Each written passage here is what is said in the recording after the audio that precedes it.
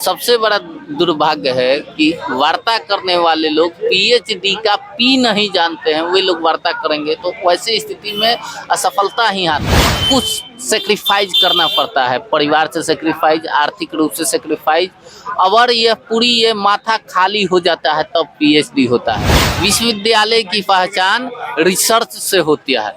अगर जिस विश्वविद्यालय में रिसर्च नहीं होता है वहाँ का कोई विश्वविद्यालय का माने मतलब नहीं।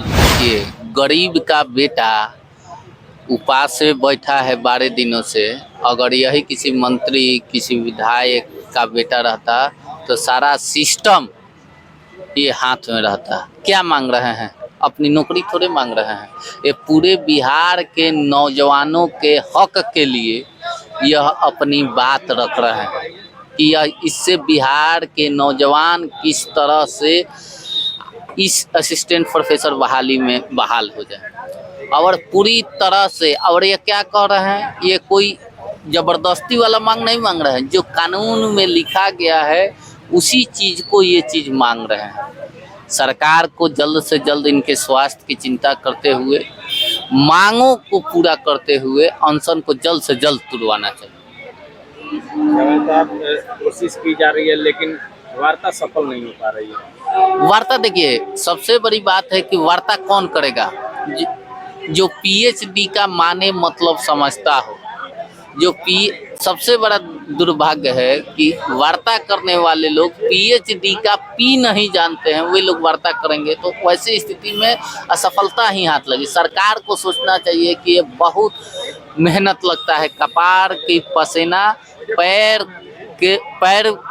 के साइड से निकल जाती है पीएचडी करने में। और इस पीएचडी करने के लिए कितना सब कुछ सेक्रीफाइस करना पड़ता है, परिवार से सेक्रीफाइस, आर्थिक रूप से सेक्रीफाइस, और ये माथा खाली हो जाता है तब पीएचडी होता है। और उस पीएचडी को आप रद्दी के टोकरी में फेंक देना चाहते हैं एक टेस्ट के माध्यम से पास किए हुए लोगों के आधार पर। विश्वविद्यालय, जितने भी विश्वविद्यालय हैं वह यूजी पीजी कोर्स कराने के लिए नहीं है। विश्वविद्यालय की पहचान रिसर्च से होती है।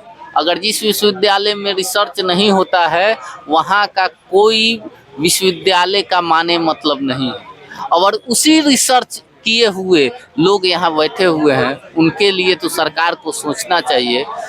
सरकार यह जो 2026 का कानून बना असिस्टेंट प्रोफेसर बहाली को लेकर, यह पूरी तरह से बिहार की नौजवानों की हत्या नहीं, वध कर दिया गया।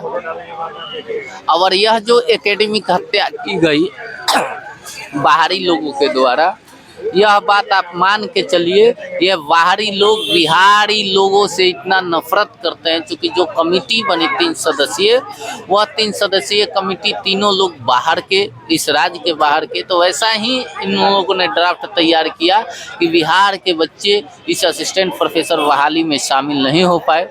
आज 12वां दिन है, मैं छपरा से चल कर आया हूँ इन्हें देखने के लिए। मैं सोशल मीडिया के माध्यम से देख रहा था लगातार कि अनशन चल रहा है और पढ़े लिखों का अनशन चल रहा है।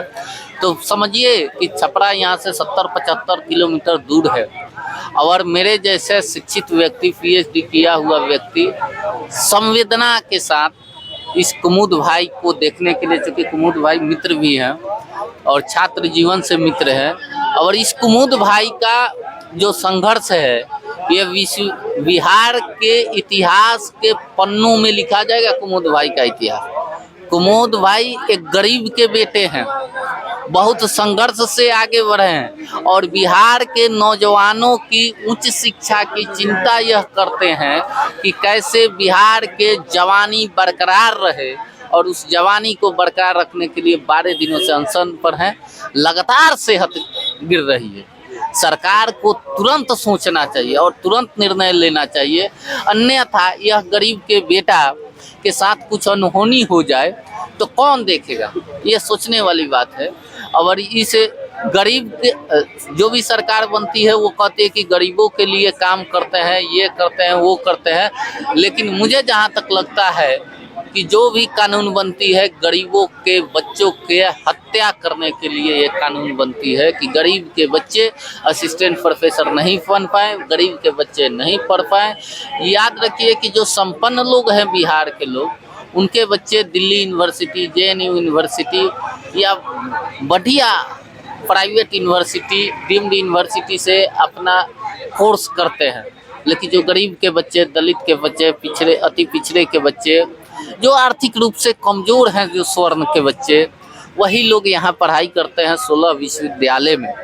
और 16 विश्वविद्यालय में वही लोग और सही पढ़ाई करते हैं।